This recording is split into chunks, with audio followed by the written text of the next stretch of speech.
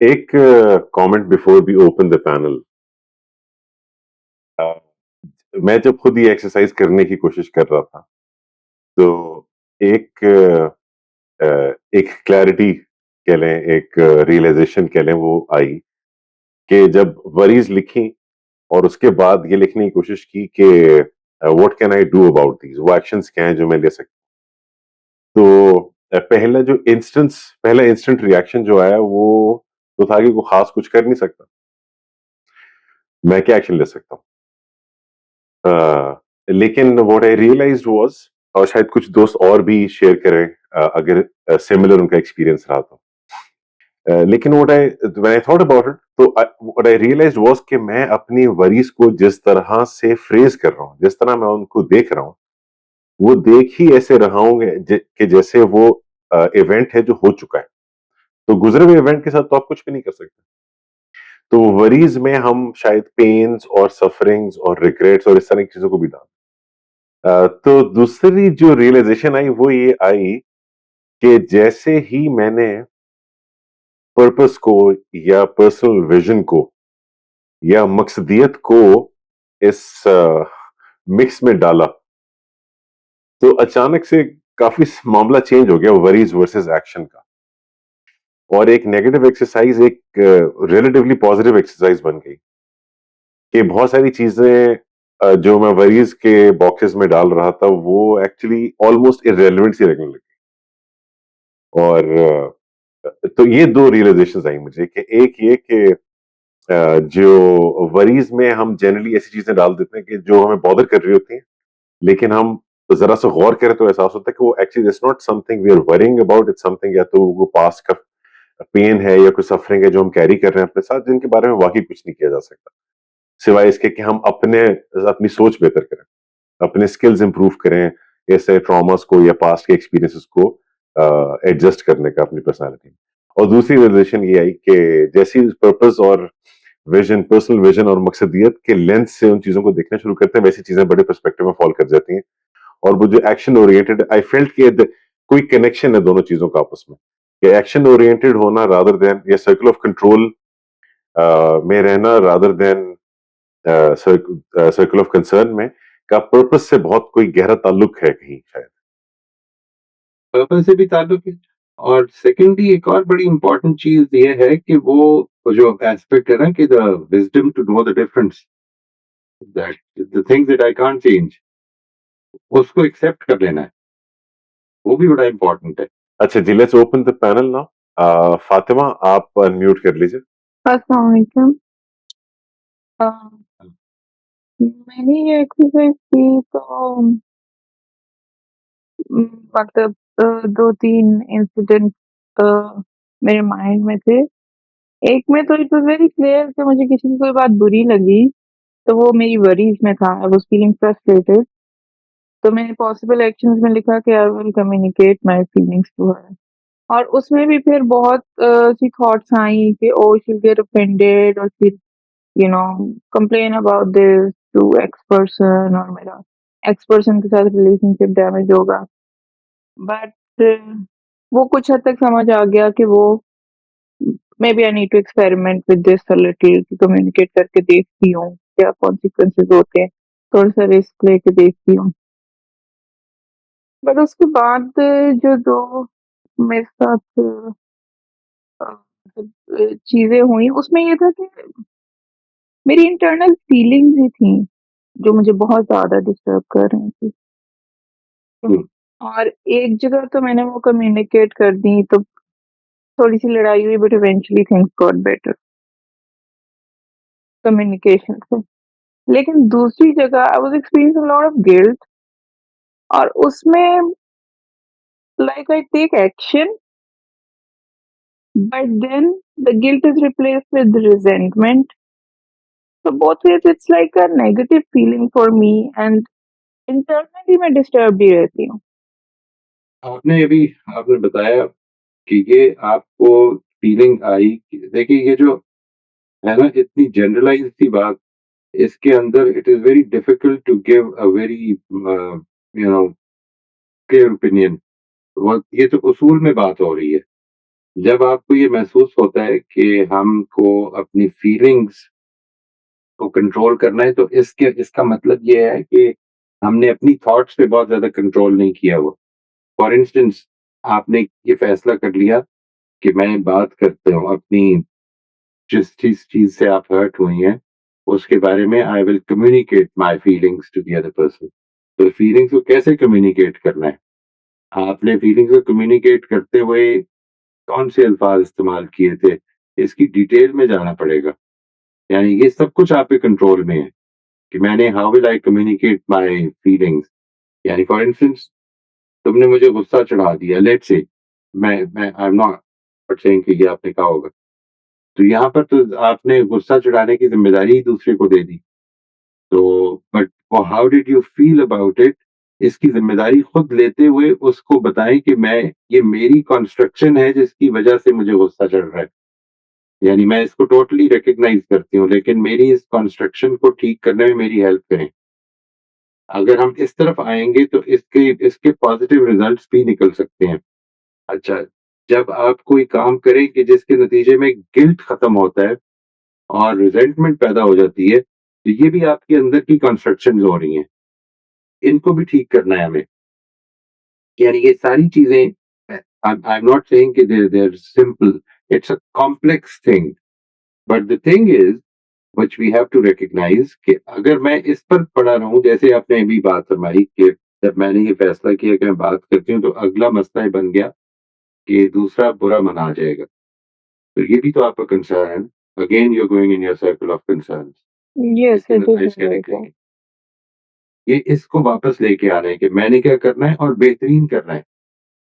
यानी उन्हीं Mhm. Principal, ये जो अभी अभी अली ने बात की है, दिस इज वेरी इंपॉर्टेंट, कि उन्हीं प्रिंसिपल्स को, उस विजन को सामने रखकर, कि जो मैंने अपने लिए रखा हुआ है। इसीलिए देखिए, बात शुरू हमने उधर से की थी कि अपना विजन क्लियर करें कि मैंने क्या करना है, मैं कैसा हूँ, who am I going to be, Fatima कौन है। इस Mhm. चीज को अपने ज़हन में क्लियर कर लें पहले, कि क्या Fatima is just a person who reciprocates to others, या अपने प्रिंसिपल्स पे हमने मामलात करने हैं जिंदगी में। Okay. तो बेसिकली मतलब मेरा क्वेश्चन ये था कि हमेशा वरीज में इट्स नॉट लाइक कि कोई और इन्वॉल्व होता है। एट टाइम्स कोई एक्सटर्नल स्टिमुलस नहीं होता, कोई आपको कुछ भी नहीं कह रहा होता, बट इंटरनली आप बहुत कंज्यूम हो जाते हो नेगेटिव फीलिंग्स से। वो दे नेगेटिव आर फीलिंग रिजल्ट है नेगेटिव थॉट्स का।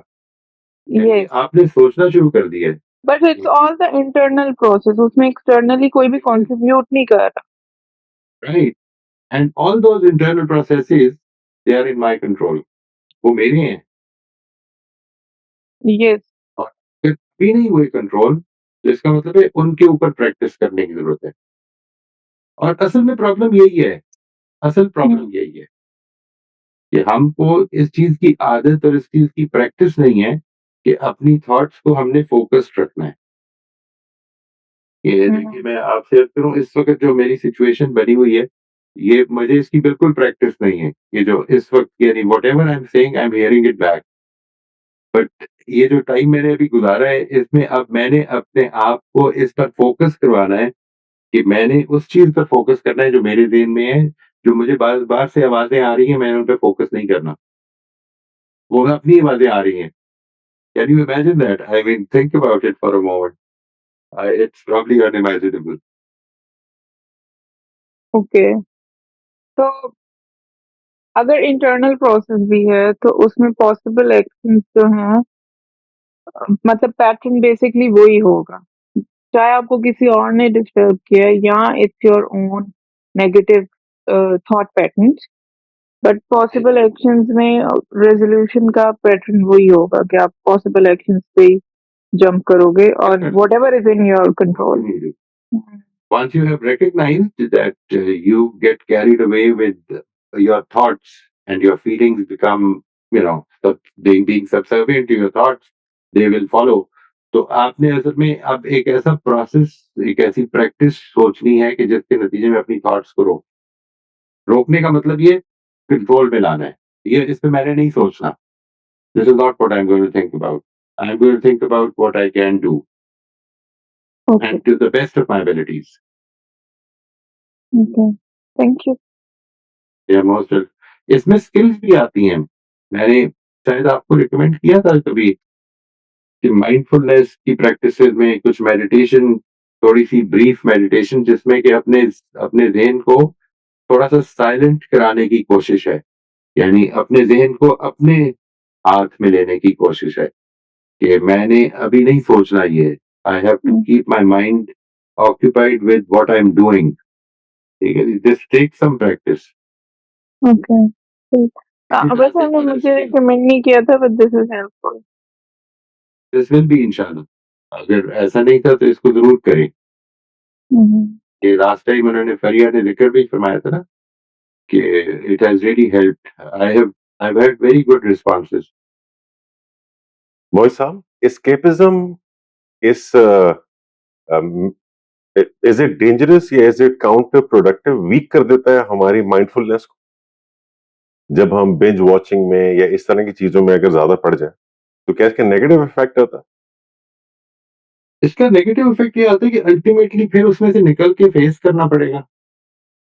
यानी ये वही इफ़ेक्ट है कि जो आदमी नशे में हासिल करता है कि थोड़ी देर के लिए अपने आप को ऑब्लिवियस कर ले, थोड़ी देर के लिए इन्वॉल्व। देखिए, एक है अपने आप को थोड़ा-सा रिलैक्स करने के लिए किसी एक्टिविटी में चले, कोई हेल्दी काम कर लें।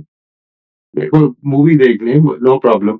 लेकिन मुझे याद है ये मेरी एक प्रैक्टिस हुआ करती थी कि जब इम्तिहान की तैयारी करा के अब अगले दिन अ, इम्तिहान ले देना है, तो उसमें मैं आखिरी काम ये किया करता था, कोई मूवी देखा करता था। Just to get my mind free. मैंने अब बहुत सोच लिया, काफ़ी हो गया, अब जो तैयारी करनी थी कर ली है। Now I will just relax. और फिर उसके बाद अगले दिन जाके इम्तिहान दे दिया। This is a different approach. एक अप्रोच ये होती है कि जो चीज़ इश्यू है उस पर सोचने को अवॉइड करने के लिए हम कुछ और करना शुरू कर दें। ये डिस्ट्रैक्शंस अल्टीमेटली तो खत्म करके वापस इश्यू पे आना पड़ेगा। ये टेम्परेरीली यूज़ करना कोई प्रॉब्लम नहीं है। मैं लोगों को कहता हूँ कि अगर ये ख्याल आए तो कोई ऐसी एक्टिविटी में इन्वॉल्व हो जाए जिसको एन्जॉय करते हैं, नो प्रॉब्लम। लेकिन वो डिस्ट्रैक्शन अगर बहुत ज्यादा कर ली या एक्सटेंड कर ली तो इवेंचुअली उतना ही मुश्किल हो जाएगा वापस आना या उतनी जोर से आपको हिट करेगा वापस। वो क्योंकि खुद एडिक्शन हो जाएगी, वो खुद एडिक्टिव हो जाती हैं इस तरह की चीज़ें। तो एक वरी और बन जाएगी। अख्तर, आप अनम्यूट कर लीजिए प्लीज। जी, अस्सलाम वालेकुम। वालेकुम अस्सलाम। मेरा कोई सवाल तो नहीं है, मेरा एक कमेंट ही है कि जो हम लोग जिस चीज़ की हम कोशिश करना चाह रहे हैं, उसमें जो ज़्यादा मसला आता है बेसिकली इम्बैलेंस होना है। हमारे जो कंसर्न्स होते हैं, कंसर्न्स को हम ये भी कह सकते हैं कि जो रिज़ल्ट्स होते हैं या जो एक्सपेक्टेशन होती है औरों से या हमारी अपनी जो एक्सपेक्टेशन होती है और जो हमारे एक्शंस होते हैं, जो प्रोसेस होते हैं, उसमें इम्बैलेंस बहुत ज़्यादा हो जाता है। और इनसे अक्सर जो कंसर्न्स या जो रिजल्ट्स होते हैं, जो हम चाह रहे होते हैं बेसिकली, वो मतलब होने ही चाहिए, उसमें से बहुत सारे वैसे ही फ़िल्टर हो सकते हैं।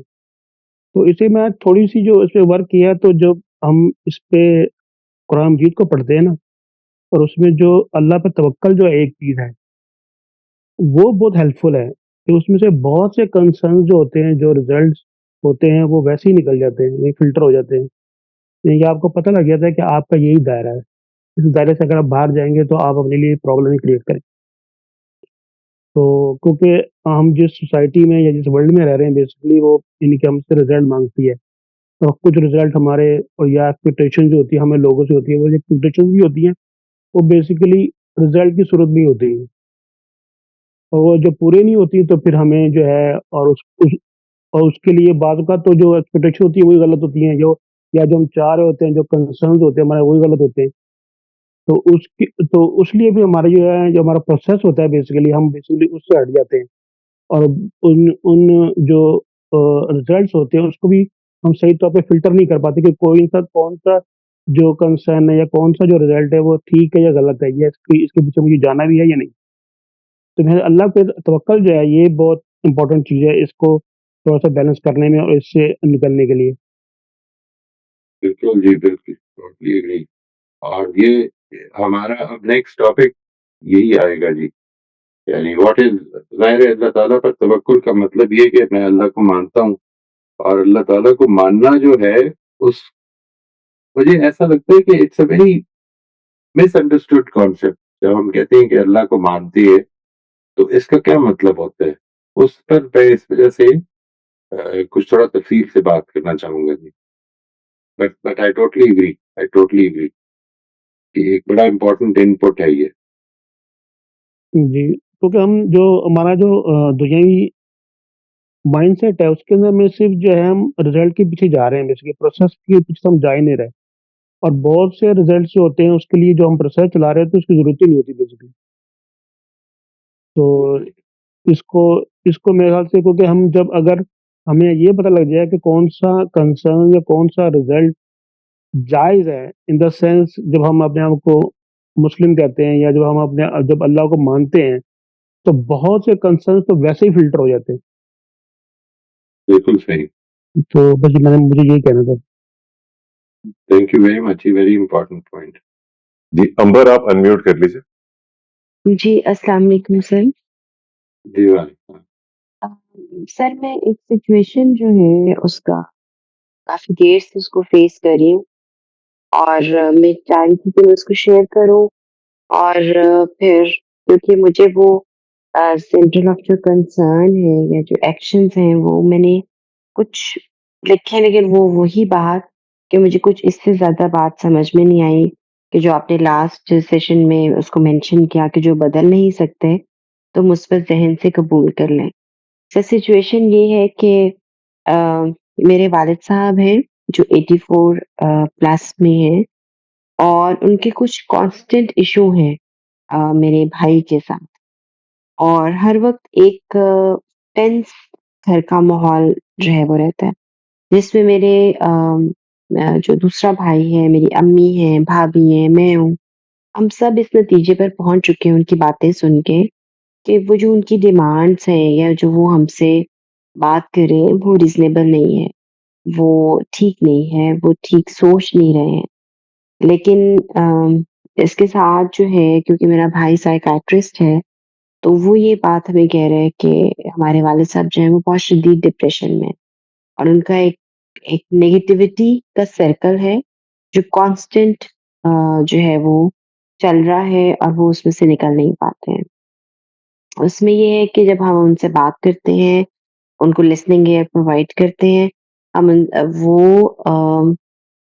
हम उनको समझाते हैं, तो वो कुछ देर के लिए उसको समझ भी जाते हैं। उसको बाज़ चीज़ों को वो ये भी कह देते हैं कि अच्छा ठीक है, मैं इसको इसको हाँ, ठीक है, आपकी बात ठीक है, मैं इस पे सोचूँगा, मैं करूँगा। और बाज़ दफ़ा वो ये भी मुझे कहते हैं कि बेटे मैं तो अब इस स्टेज पे पहुँच गया हूँ कि मैं अब चेंज नहीं हो सकता। मेरी हैबिट्स नहीं चेंज हो सकती, तो आप अपने भाई से क्यों नहीं बात करती कि वो मेरी बातों को मान ले और अब वो चेंज हो जाए। तो मतलब एक अजीब-सी सिचुएशन है जिसमें मैं काफ़ी अरसे से फँसी हुई हूँ। अगर हम वालिद साहब से बात करते हैं और उनके साथ बात करते हुए अगर हमारी आवाज़ ऊँची हो जाती है या हम थोड़ा फ्रस्ट्रेशन में चले जाते हैं या हमें गुस्सा आ जाता है, तो वो समझते हैं कि हम उनको डिसरिस्पेक्ट कर रहे हैं। और अगर हम ये नहीं करते तो हम खुद फ्रस्ट्रेशन का शिकार हो जाते हैं सब। उसमें ये है कि मतलब जो इमोशंस से जो डेवलप हो रहे हैं, वो ये है कि फ्रस्ट्रेशन है, हेल्पलेसनेस है, कई दफ़ा एम्पैथी भी डेवलप हो जाती है कि एक ऐसा पर्सन जो डिप्रेशन का शिकार है और वो अपने नेगेटिव थॉट्स के ऊपर ओवरकम नहीं कर पाता, 80 82, 83 प्लस उसकी एज हो चुकी है, वो खुद भी कह रहा है कि मैं अपने आप को चेंज नहीं कर सकता। तो अब इस सारे सिनेरियो में अब हम क्या कर सकते हैं? सर उसमें जो वही बात है कि जो एक्शंस वाली जो बात है, उसमें यही है कि ठीक है फिर इसको इस सिचुएशन को एज़ सच एक्सेप्ट कर लिया जाए और सर मैंने कई दफ़ा अपने भाई से, भाभी से कहा कि आप इसको इग्नोर कर दें। यानी आप वालिद साहब की बात सुनें और हम सब आपके साथ हैं, हमें पता है कि आप ठीक जगह पर खड़े हैं, लेकिन आप उनकी जो डिमांड्स हैं या जो भी वो इश्यूज़ हैं, आप उनको सुनें और उनको इग्नोर कर दें। वो ये कहते हैं कि अगर हम डेली बेसिस पे ये बात सुन रहे हैं, तो हमसे इग्नोर करना मुश्किल है और जिसकी वज़ह से वो खुद दोनों मेरे जो भाई और भाभी हैं, वो बेचारे एंटी डिप्रेसेंट्स खाना शुरू हो गए कि हम इस सिचुएशन को हैंडल नहीं कर पा रहे, हम क्या करें? तो सर ये सारी सिचुएशन है, अब इसमें बताएँ कि हमारा जो एक्शन होगा, यानी हम कहाँ पे कंट्रोल लूज़ कर रहे हैं? यानी एक ऐसी जगह पे हम आके फँस गए हैं कि हमें खुद भी नहीं समझ आ रहा है कि इसका सॉल्यूशन क्या है? ये जो एक तो बात ये है कि जब वो कहते हैं ना कि रोज जो बात हो रही है वो इग्नोर नहीं की जा सकता। मेरा ख्याल है कि इस पे वर्किंग करने की जरूरत है। इग्नोर करने का मतलब ये है कि अच्छी तरह से उसके जमील करते हुए उसको एक तरफ अपने ऊपर असर ना होने दें। ये जो अपने ऊपर असर होने दिया है इसका नतीजा है कि वो एंटी डिप्रेसेंट्स खाने पड़ रहे हैं। अपनी अपनी थॉट्स को अपने कंट्रोल में करने की कोशिश करें। दिस इज समथिंग जैसे जैसे हमें बच्चों के साथ डील करना पड़ता है। रोज रात को उठते हैं, वो रोज रात को उठ के दूध मांगेगा, लेकिन हम उस पर डिप्रेस नहीं होते because we believe that soon it will be over. Soon this will also be over. ये भी खत्म हो जाएगा सिचुएशन। एक तो ये मेरा ख्याल है कि उसी एनालॉजी को आगे बढ़ाते हुए अगर हम अपने बुजुर्गों को जो इस एज में पहुंच जाएं और जाहिर है उन्होंने बड़ी एक्टिव जिंदगी गुजारी है और आज भी ये समझते हैं कि हमारा कंट्रोल होना चाहिए। अनफॉर्चुनेटली ये कंट्रोल तो कभी भी नहीं था, बट हम अपने आप को धोखा देते रहते हैं और इस ख्याल में रहते हैं कि चीजें ठीक है, मेरे कंट्रोल में है। और अक्सर औकात बज़ाहिर कंट्रोल में नज़र भी आ रही होती हैं, अब वो बज़ाहिर भी नज़र नहीं आ रही। चुनांचे वो एक नौयत की फ्रस्ट्रेशन उनके यहाँ डेवलप हो रही है, which is very difficult to be understood by us इस वक़्त। लेकिन आप एक काम करें, एक चीज़ ट्राई करके देखिए कि जिस वक़्त ये बातचीत होती है और ज़्यादा वो इसमें शिकायत करते हैं, तो उनको क्या उनके इंटरेस्ट की कोई चीज़ें हो सकती हैं जिसमें डिस्ट्रैक्ट किया जा सके। Maybe we can distract them him from talking too much about these things। और ये इस चीज को एक कॉमन चीज बना लें कि उनके को 10-12 इंटरेस्ट ढूंढ लें। मिसाल के तौर पर अगर क्रिकेट का शौक है तो क्रिकेट लगा दें उन्हें। ये अब ये मैच देखा आपको, ये वाला मैच याद है आपको किस तरह हुआ था, हमने इकट्ठे बैठ के देखा था। Try to distract him. और दूसरी तरफ अपने ऊपर इसका असर ना होने दें। यानी this is thing which we have to understand. ये वैसे ही है जिस तरह से हम अपने बच्चों को पालते हैं, बड़ी मुश्किल दौर से गुजरते हैं, लेकिन कोशिश करते हैं विद दी होप कि इंशाल्लाह ये टाइम जल्दी गुजर जाएगा तो ठीक हो जाएगा मामला। इसी तरह से ये भी ठीक हो जाएगा। यानी इस चीज को समझ लें, लेकिन इसको भी याद रखें बहुत अच्छी तरह से। सब लोग जो आसपास हैं, ये सब की गलतियां हम सब से हुई हैं जिंदगी में, लेकिन जो मौका ये मैसर है, ये जो अपॉर्चुनिटी आपको मिली हुई है with this his existence at this time, उसमें अल्लाह ताला हम लोगों के लिए एक अपॉर्चुनिटी दे रहा है बेहतरीन तरीके से नेकियां कमाने की और उनको बर्दाश्त करने की, उनके साथ बेहतरीन रवैया रखने की, उनकी खिदमत करने की, एक एक इमोशनल ताल्लुक कि काश मैं ये कर सकता, मैं आपके लिए ये कर सकूं, मेरा बड़ा दिल करता है। वो जो है ना हमारा अपना रिस्पॉन्स जो खिंचा हुआ रहता है, उसके नतीजे में और प्रॉब्लम पैदा होती है। उनको गले लगा दें, उनसे कहें कि ये हम इंशाल्लाह इसको सोचते हैं किस तरह ठीक करें। अभी आए कोई जो गेम उनको चेस पसंद है तो चेस खेल लें, something involve in something else, distract करने की कोशिश करें।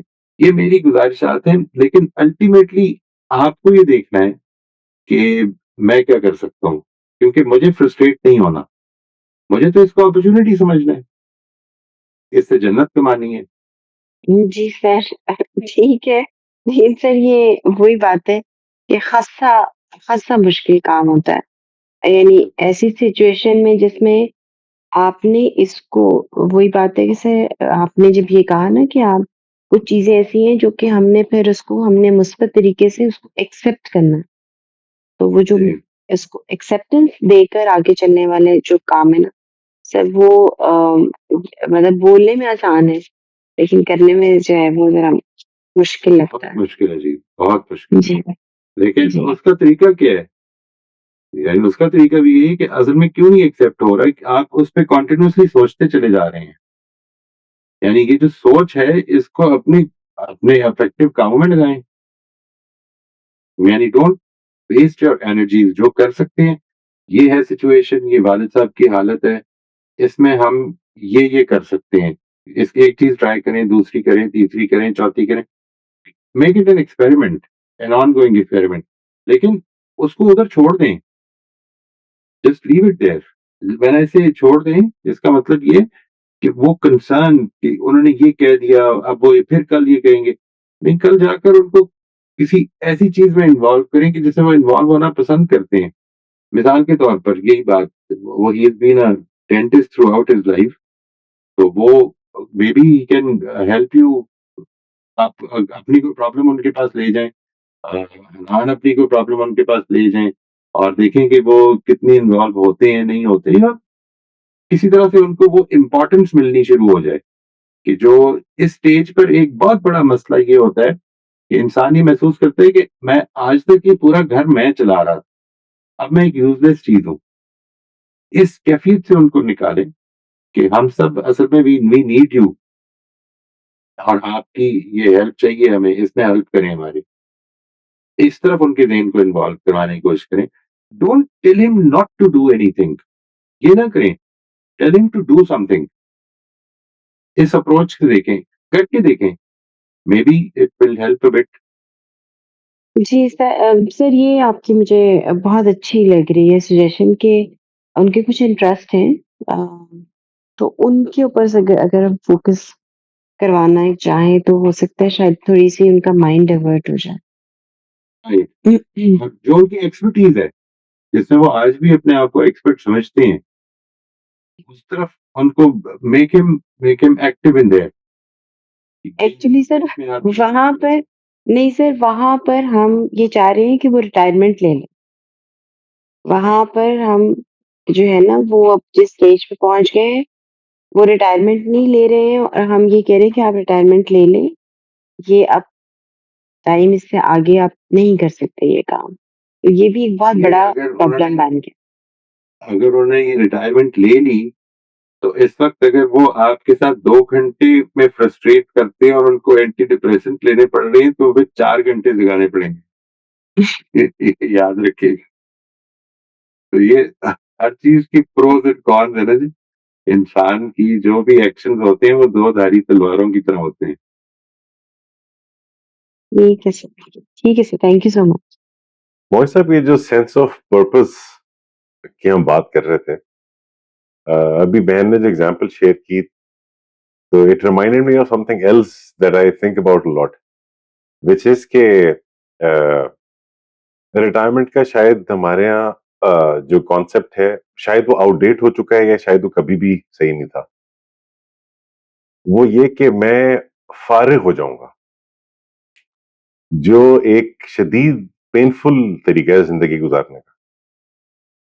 और ये बड़ी कॉमन चीज हमने देखी है, सबने देखी होगी, स्पेशली हमारे माशरे में। तो वेस्ट में कम है, हमारे माशरे में बहुत है कि लोग रिटायरमेंट के बाद बिटर हो जाते हैं, लोनली हो जाते हैं, और फिर जाहिर है ऐसी ही चीजें उनको परेशान करती हैं कि जो अदरवाइज हमें ट्रिवियल लग रही होती हैं, लेकिन उनके दिन के लिए या उनके जहन पे वो एक बड़ा अहम, और अगर लाइफ ऐसी गुजरी है जिसमें ट्रॉमाज आए हैं, मेंटल हेल्थ चैलेंजेस रहे हैं, तो जाहिर है वो मैनिफेस्ट होते हैं। तो जस्ट कमेंट इज कि हम जो अभी शायद उस स्टेज में नहीं पहुंचे, 80s में नहीं है, this is a good time कि हम ये प्लान कर लें कि हमारे वो कौन से दोस्त होंगे, हमारी वो कौन सी एक्टिविटीज होंगी, या प्रोडक्टिव या इवन एंटरटेनमेंट के हवाले से, जो जिसमें हम मसरूफ रहा करेंगे जब हम रिटायर हो जाए। अल्लाह ताला मौका दे सबको ही कि वो रिटायर हो और फैमिली के साथ टाइम गुजारे और रिलैक्स भी रहे, और फाइनेंशियल्स भी ऐसे हो कि उनको ज्यादा परेशानी ना हो। तो this is a very good place to be. लेकिन वो एट टाइम्स अपने लिए भी और दूसरों के लिए भी जरा मुश्किल वक्त बन जाता है, और उसमें गैप आई थिंक प्लानिंग का ज्यादा होता है, तैयारी कम की होती है उस टाइम की, या उस टाइम के बारे में सोचा ही होता है कि वो आएगा तो उसमें सिर्फ बस रिलैक्स करना है, और खुद ब खुद कुछ ना कुछ मिल ही जाएगा करने के लिए। ज़िंदगी हमेशा it will take us by surprise. ये बात याद रखिएगा, और इसी में आज़माइश है। अगर आपको वही कुछ होता रहे जो कि मैं समझता हूँ, यानी देखिए ये जो फ्रस्ट्रेशन है ना, और इस फ्रस्ट्रेशन, इरिटेशन, इस तरह की सिचुएशन, और ये रोज का मामला, और आपको इसके बारे में हुक्म ये दिया गया है कि आपने बेहतरीन रवैया रखना है। यही वो जगह है कि जिधर से हमारे अंदर कुछ ऐसी एबिलिटीज डेवलप होती हैं, अगर हम इसको, इस अपॉर्चुनिटी को यूज करें। हमारी प्रॉब्लम ये है कि हमारे पास उसका टाइम नहीं है, अनफॉर्चुनेटली। यानी इस चीज को हमने अपना इस असल इशू नहीं बनाया। मेनी थिंग्स, जाहिर है, मैं ये नहीं कह रहा कि इसमें किसी की गलती है। एक सोसाइटी का एक निज़ाम ऐसा चल रहा है कि जिसमें एक दौड़ लगी हुई है। हमें अपने आप को ठीक करना है, अपने बेहतर अपने बनाना है, और ये अपॉर्चुनिटीज़ है जो हमारे आस-पास आ रही हैं, and they will always take us by surprise. अगर नहीं होगा, तो हम तो एक्सपेक्ट कर रहे थे। True, true. जी, शबाना आप अनम्यूट कर लीजिए। अस्सलाम वालेकुम सर।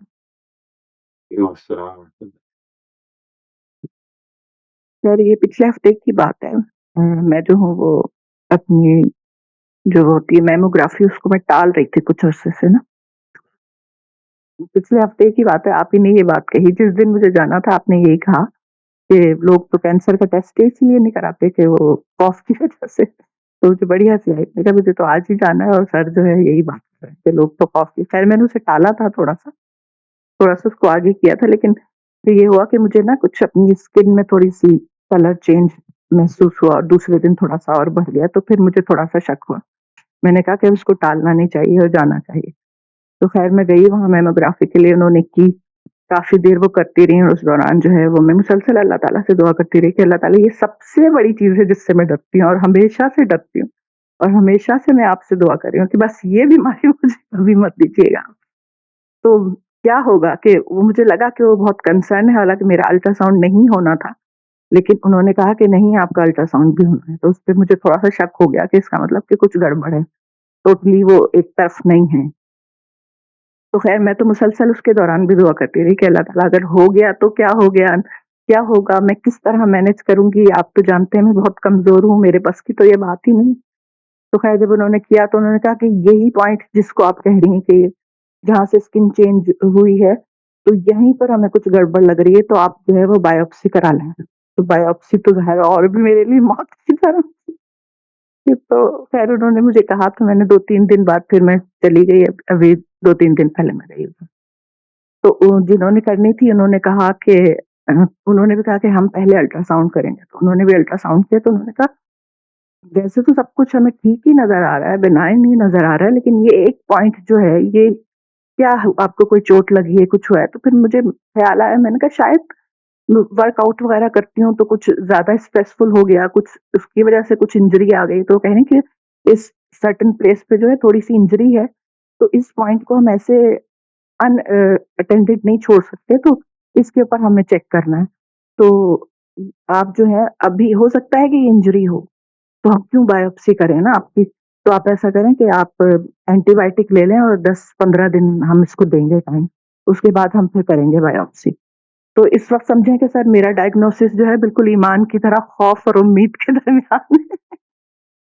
तो कहते हैं ना ईमान खौफ और उम्मीद के दरमियान होता है।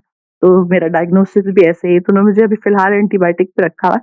तो लेकिन ये कि मैंने जो है अभी हमने सारे अपने बच्चों से छुपाया है, क्योंकि बच्चे ऐसे टाइम पे हैं, एक बच्ची मूव कर रही है दूसरी सिटी, दूसरी ने जो अभी यूनिवर्सिटी में एडमिशन लिया है।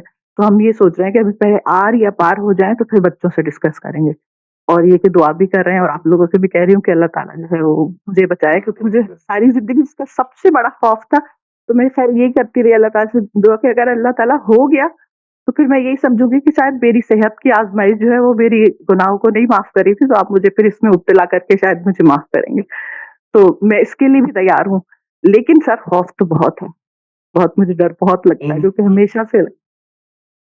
तो सर अभी मुझे में ये यकीन रखें कि जो अल्लाह ताला आपके लिए पसंद फरमाएगा, जी, जी, यही उसकी अगर मेरी बेहतरी रहमत बिल्कुल, सब भी उसमें शामिल होगी। जी। वो आपके लिए बेहतर होगा।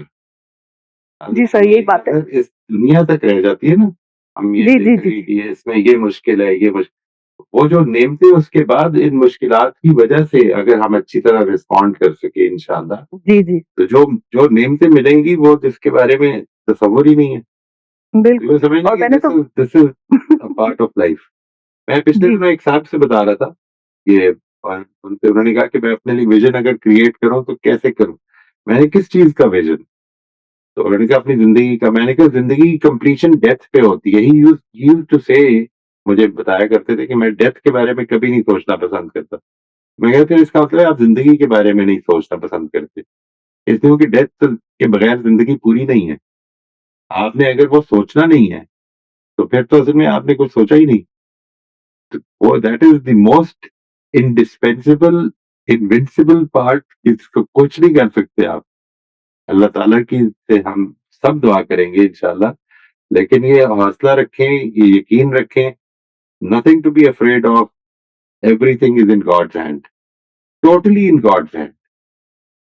ठीक है जी, हमारी ख्वाहिशात, हमारी जो आ जाए उसके आगे इस तरह सरे तस्लीम हम करना है कि जो अल्लाह के फैसले करके, जैसे अजान की आवाज आ गई है, इंशाअल्लाह अल्लाह ताला आपको इसकी हौसला दे, हिम्मत दे और आपके लिए आसानियां पैदा फरमाए इंशाअल्लाह। आमीन, आमीन। जी, राफ़िया आप अनम्यूट कर लीजिए। अस्सलाम वालेकुम मोई साहब। मोई साहब, मैं ये आपसे ये पूछना चाह रही थी कि जो सर्कल ऑफ कंसर्न है, उसमें तो वरीज़ बहुत सी लिखी गई हैं। अब वो सर्कल जो एक्शन है, जैसे ही मैं एक वरी का एक्शन लेने लगती हूँ, तो फिर कोई और वरी वहाँ चली जाती है। तो ये कोई तरीका है कि भई इनको सेपरेट करके कि मैं सर्कल ऑफ कंसर्न को छोटा करते जाऊँ और एक्शन बड़ा करते जाऊँ। तो ये मुझे समझ नहीं आती कि मैं काफ़ी कोशिश करती हूँ, एक नेगेटिव थॉट खत्म हुआ तो दूसरा वाला वहाँ सर्कल ऑफ कंसर्न में चला गया। इसकी या तो मुझे वजह नहीं समझ आ रही या मुझे उसको हैंडल नहीं करना आ रहा। तो इसका कुछ आप गाइडेंस दे सकते हैं? इतनी नेगेटिविटी। दो चीजें दो चीजें करनी है आपने। एक तो ये कि ये जो है ना, अपने ज़हन को कंट्रोल करना कि मैंने इस वक़्त प्रायोरिटाइज़ करनी है अपना, मेरा कंसर्न इस वक़्त सबसे ज़्यादा कौन-सा है, which is most relevant to me, और उसके ऊपर मैं क्या कर सकती हूँ। This is it. जब आपने इसको कर लिया, अब कोई और चीज़ आ रही है, स्टॉप द थॉट। अभी अभी नहीं, अभी टाइम नहीं है, मैं इसको सर्कल ऑफ कंसर्न में लिख लेती हूँ, but I don't want to think about it अभी। इस पे रोकनी है थॉट। यानी देखिए, असल में जो वो है ना एक्सेप्टेंस जिसको हम कह रहे हैं, वो है क्या? वो है ही सिर्फ़ यही कि उसके बारे में फिर नहीं सोचना अब। I will get out of it. अगर मैं उस पे सोचता रह गया तो फिर तो असल में मैंने कुछ किया ही नहीं। और कंसर्न्स इतने ज़्यादा हैं, अगर वैसे भी देखने लगे किसी भी आम आदमी की ज़िंदगी में, कंसर्न्स इतने ज़्यादा हैं कि अगर वो सिर्फ़ उनके बारे में सोचे तो ओवरवेल्म होके बैठा ही रहेगा। तो what you can do is just prioritize. ये मेरे कंसर्न में पीछे आता है। I can't do anything about it. आएगा टाइम, देख लेंगे। पहले मुझे इसको ठीक करना है। तो दूसरे कंसर्न्स को इग्नोर कर दो। एब्सोल्युटली, जो चीज़ इस वक़्त इमीडिएटली आपको प्रॉब्लम नहीं है, उसको क्यों ले रही हैं? यानी 3-3 महीने पहले का सोचने की क्या ज़रूरत है? नहीं, समझ में आनी चाहिए ना बात। प्रेज़ेंटली भी कोई वरीज़ जो आ रही हैं तो गैदर होती जा रही हैं, तो जो मोस्ट मतलब इम्पोर्टेंट है तो उसको बताइए कर। क्या है? क्या क्या वरी है? ये या जैसे मेरी ग्रैंडडॉटर की वरी है, उसकी कुछ सेहत खराब हो रही है, तो उसकी वरी। कुछ कह सकते हैं उसके बारे में? नहीं, डॉक्टर को दिखा रहे हैं, she is lost a lot of weight. Can you do anything about it? No, I can't. Then it's why is it your worry? Just pray. जो होगा अल्लाह ताला की तरफ से वो अच्छा होगा आपके लिए भी, उनके लिए भी। यानी ये मैं कह रहा हूँ असल में, यानी जब मैंने ये बात अर्ज़ की थी ना कि जब परेशानी ना हो तो हम परेशानी के बारे में परेशानी हो जाती है। नहीं परेशान होने की ज़रूरत। यानी if you can do anything, comfort her. ये चीज़ें आप कर सकती हैं, उनको समझाएँ कि ये इतनी ज़्यादा परेशान होने की ज़रूरत नहीं है, सब ठीक हो जाएगा इंशाअल्लाह। व्हाई डू अभी अगर एक चीज़ जो है उनकी हेल्थ के बारे में, उसमें भी इन्वेस्टिगेशन होनी है, उसके बारे में अभी डॉक्टर के पास जाना है, आप उसके बारे में परेशान होके क्या करेंगी? ये मैं अर्ज़ सही कर है, रहा हूँ। तो सही है। मैं अपने एक्सपीरियंस से आपको बता रहा हूँ। जो मैंने आपसे गुज़ारिश की थी ना कि ये आपकी ये सर्जरी जो हुई याद होगा आपको कि 3 महीने पहले से आपको ये कंसर्न था कि क्या होगा, किस तरह होगा। चल रहे हैं ना मामलात, पर इसी वो तरह चल पड़ेंगे। इस अभी भी इसका कंसर्न है, अब जब डॉक्टर को मिलूँगी, पता नहीं क्या कहेगा, नहीं ठीक हुई, एक चलें नेगेटिविटी बहुत है। जी, राइट। पर आपके आपके क्या ख़्याल है? यानी थोड़ी देर के लिए इस पर कुछ नोट्स लें कि आपके इस कंसर्न की वजह से, इस पर परेशान रहने की वजह से डॉक्टर की ओपिनियन चेंज हो जाएगी। क्या होगा? उस वक़्त जो होना है, उसके बाद वही मैं आपसे अर्ज़ करता हूँ, व्हेन आई से कि tomorrow will bring its own worries. मैं कल के लिए आज परेशान हो रहा हूँ कि डॉक्टर क्या कहेगा, फिर क्या करूँगी? डॉक्टर कहेगा कि बस आप बिल्कुल ठीक हैं, अब क्या करूँ? अब मैं परेशानी ढूँढूँगी। जो डॉक्टर कहेगा वो देखेंगे। जो परेशानी आज पैदा नहीं हुई, उसको क्यों पैदा करना चाह रही हैं? तो उसका सोचूँ नहीं, ये सोचूँ नहीं कि नहीं, डॉक्टर नहीं मुझे बताएँ नेगेटिव, उसका कोई फ़ायदा होगा सोचने का? नहीं फ़ायदा तो नहीं होगा, बट ज़रा-सा क्या फ़िक्र तो क्या होगा? नहीं फ़िक्र क्यों है? एक ख़्याल आया, यू गॉट ट्रिगर्ड। देखिए मैं बार-बार लोगों को ये बताता हूँ कि ज़िंदगी में ट्रिगर होने से हम नहीं बच सकते। We can not save ourselves from being triggered. What we can do is जब अगर एक ख़्याल आया, उसके बारे में सबसे पहला सवाल ये करें कि is there anything I can do about it? अगर नहीं कर हाँ, सकते, तो फिर छोड़ें उसको। मतलब ट्रिगर हो गया, मुझे एक मेमोरी आ गई। अब मैंने फैसला करना है कि मैंने उस मेमोरी के पीछे जाना है या नहीं जाना। जैसे मैं आपको एग्ज़ाम्पल दूँ, फ़िक्र ये कि क्या पता वो क्या है, हड्डी जुड़ी ही नहीं है, तो फिर वो वरी एक बैठ जाएगी फिर क्या हो दिमाग में, फिर क्या होगा? फिर चल नहीं सकूँगी। राइट, चल नहीं सकेंगी, फिर से इलाज होगा, ये सब कुछ होगा। जब जी, होगा तो देखेंगे। अभी क्या मसला हाँ, है? अभी क्यों ये सोचना है? हाँ, ये भी हो सही है। सकता है वो कहे कि बहुत शानदार जुड़ गई है हड्डी, मुबारक हो। फिर मतलब ये जो सारी सोच, ये जो आपने इतने हफ्ते गुजार दिए होंगे परेशान रहने के, इस इसकी ज़िम्मेदारी किस पे होगी? उसका क्या फ़ायदा हुआ? जी, तो वो something which has not happened, उसके बारे में क्यों परेशान होना है? वही मैं चाह रही ट्रिगर थी, हो जाएँगे, ट्रिगर सर्कल हो जाएँगे। जी, जी, देखिए इसको समझें, इसको लोग you see there is a very huge difference between getting triggered by something and following that thought. Triggering आपके कंट्रोल में नहीं है। You will never be able to stop thoughts from being triggered. Follow किस चीज़ को करना है? ये आपके हाथ में है, इसको कोई आपके ऊपर नहीं ज़बरदस्ती कर सकता। इस पर सोचना है आपने बड़ी अच्छी तरह से कि ये थॉट मेरे फ़ायदे की है और ये थॉट मेरे फ़ायदे की नहीं है।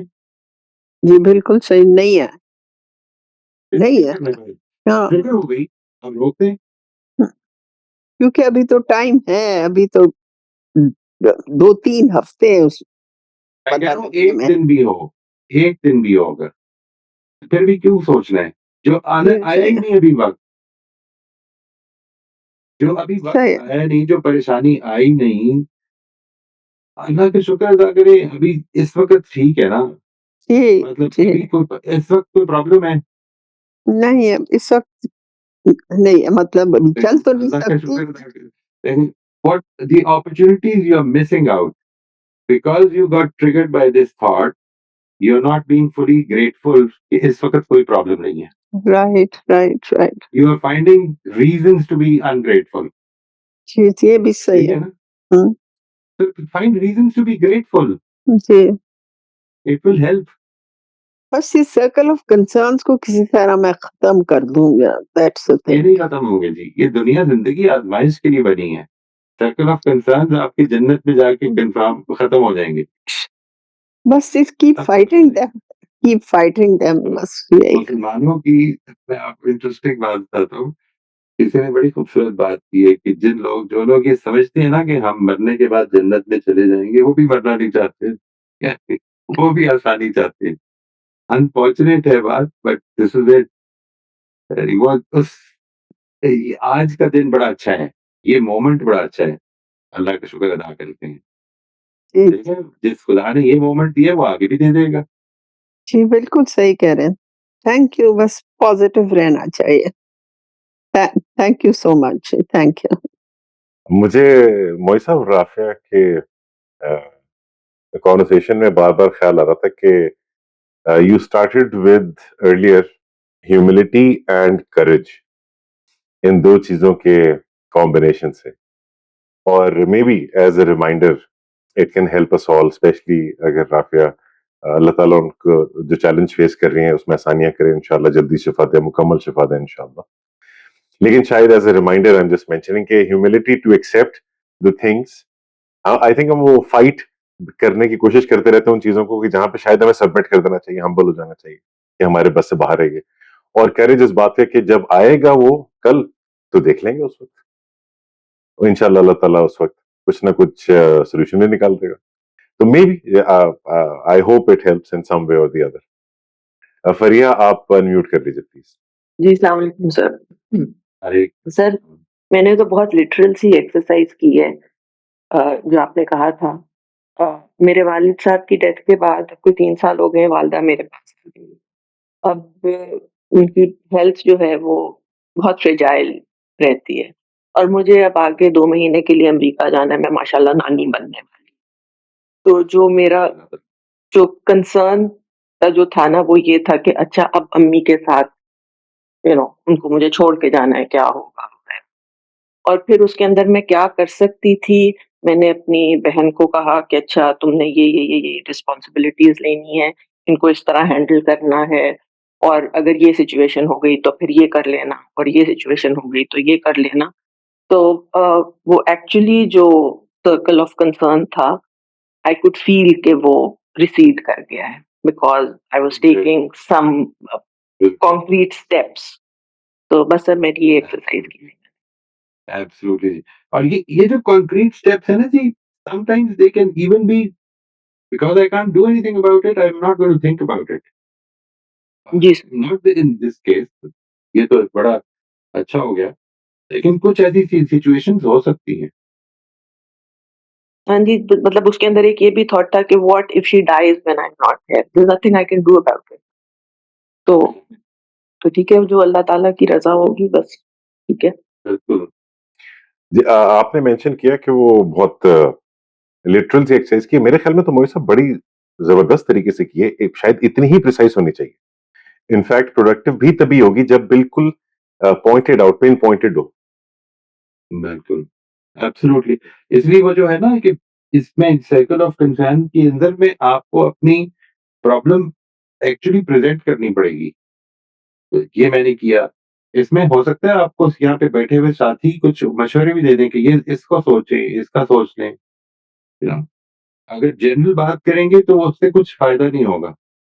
वरना मैंने कुछ ऐसे भी दोस्त हैं जो बाकायदा वाक़ई में बड़ी संजीदगी से बहुत शदीद परेशान रहते हैं इस बात पे कि मुसलमानों के इस वक़्त दुनिया में हालात बहुत ख़राब हैं। तो वो सर्कल ऑफ कंसर्न इतना ज़्यादा बड़ा कर लिया उन्होंने और वो इतना नॉन कॉन्क्रीट तरीके से प्रॉब्लम को कर रहे होते हैं कि अगर उसके बारे में कुछ किया जा भी सकता है, तो वो प्रॉब्लम डेफिनिशन ही ऐसी है कि आप कुछ नहीं कर सकते। जी, बिल्कुल, रिज़ॉल्व भी नहीं होनी क्योंकि मुसलमानों की प्रॉब्लम खत्म नहीं होने ना। वो तो जी, सब ये सारे खत्म हो जाएँगे तब भी खत्म नहीं होने। रोज़बीन आप अनम्यूट कर लीजिए। अस्सलाम वालेकुम जी। वालेकुम अस्सलाम। सर मैंने जो ये एक्सरसाइज़ की 2 वीक से मैं बहुत ही बिज़ी रही थी, तो मैंने नोट किया कि कोई भी मेरी कोई वरीज़ थी नहीं, बहुत ज़्यादा बिज़ी रहे। अल्हम्दुलिल्लाह तो कुछ ऐसी चीज़ आई नहीं जो मैं वरी बॉक्स में लिख सकूँ और मैं रिकॉल नहीं करना चाह रही थी 2 महीने पहले, 3 महीने पहले की चीज़ें कि मैं फिर वरी में ना चली जाऊँ इस वज़ह से। लेकिन एक चीज़ ये हुई कि जो प्रिंसिपल बेस हमें रहना है, तो उसमें मैंने ये भी सोचा था कि वक़्त की पाबंदी करनी है। तो मुझे कहीं बुलाया गया था किसी फंक्शन में समझ लें छोटा-सा, तो वहाँ 6 बजे का टाइम दिया गया था और मैंने उनसे कहा था कि आप मुझे बिल्कुल ठीक टाइम दीजिएगा। तो उन्होंने कहा हाँ, मैंने 6 बजे का ही टाइम सबको दिया, आप भी 6 बजे आ जाइएगा। तो सर मैं वहाँ 6 बजे पहुँच गई, बिल्कुल शार्प 6 बजे, पर वहाँ कोई भी नहीं आया था। वो लोग खुद भी रेडी नहीं हुए थे।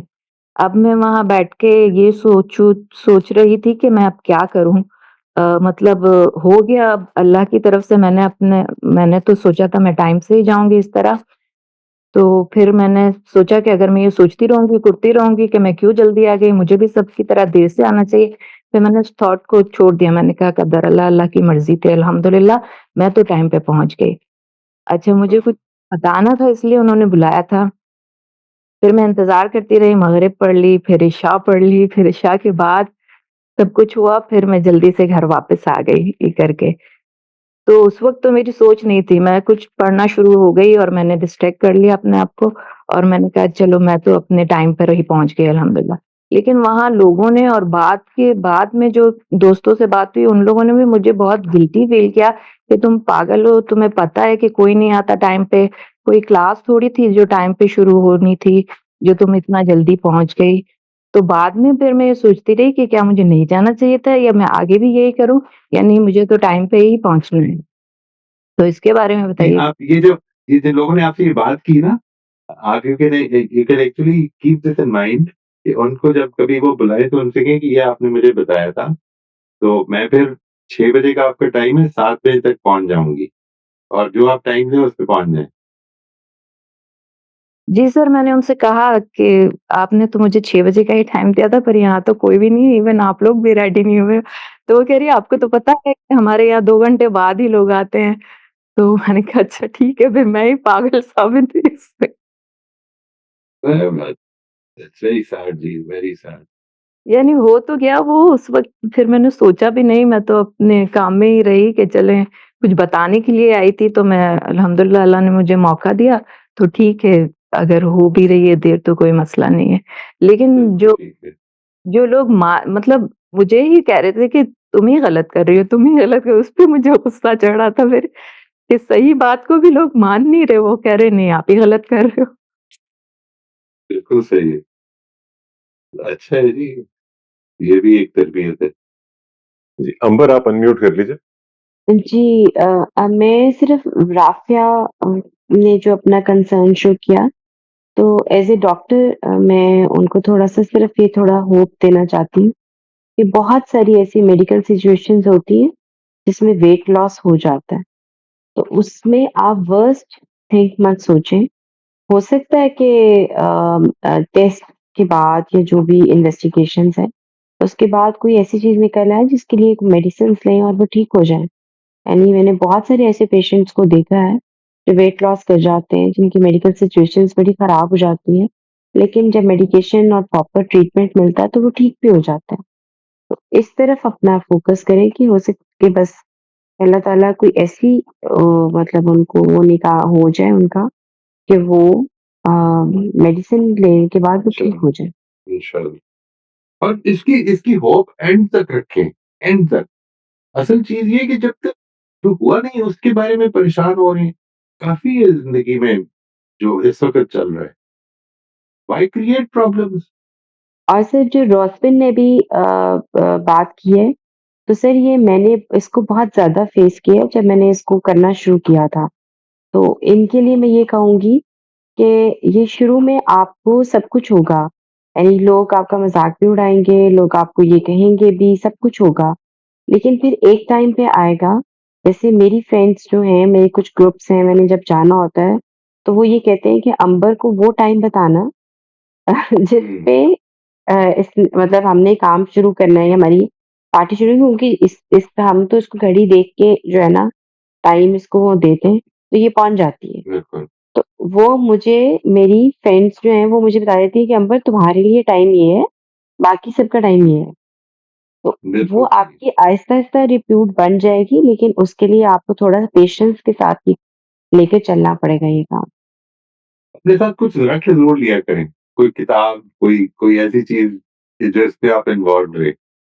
कंवर आप कर लीजिए अनम्यूट। आई होप मैं आपका नाम सही प्रोनाउंस कर रहा हूँ। हाँ, अच्छा मेरा मतलब अभी आज पहली बार मैं ये ऑनलाइन खानकाह में आया हूँ। तो अभी बैठे-बैठे जो एक मसला मेरे ज़हन में आया वो ये कि मैं और मेरे वालिदैन और किसी हद तक मेरे बहन-भाई भी ज़िंदगी के ज़्यादातर मामलात में और जो बड़े मामलात हैं उनमें उनको लेकर मुख्तलिफ ज़ाविया नज़र रखते हैं। और उसकी वजह से उन चीज़ों में ये मसला पेश आता है कि बात कैसे की जाए। मतलब मुझे ये मसला पेश आता है कि मैं इस बारे में बात करना चाहता हूँ, तो बात कैसे की जाए? क्योंकि जो मेरे अम्मी-अब्बू हैं या बहन-भाई हैं, उनका तो अक्सर मामलात में ये होता है कि वो बात करने की ज़रूरत महसूस नहीं करते और वो ये महसूस करते हैं कि वो जो कर रहे हैं, जैसे कर रहे हैं, ठीक कर रहे हैं। और लेकिन उन मामलात में मेरा ये सभी एहसास होता है कि जो वो करने जा रहे हैं, ना वो काम सही है, ना उसके नताइज ठीक निकलने वाले हैं। तो ये वक़्तन-फ़वक़्तन होता रहता है।